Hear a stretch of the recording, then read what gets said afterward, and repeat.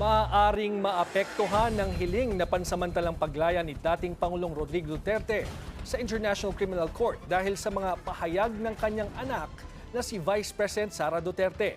Sa dokumento ng ICC Office of the Prosecutor, binanggit ang mga salita ni VP Sara sa Dahig kung saan tinututulan niya ang jurisdiction ng ICC.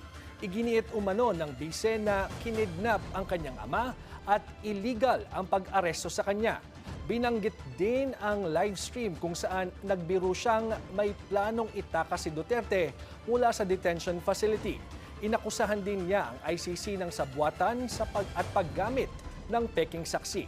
Ayon sa ICC, maaaring gawing basehan ang mga pahayag na ito para ibasura ang hiling na temporary freedom.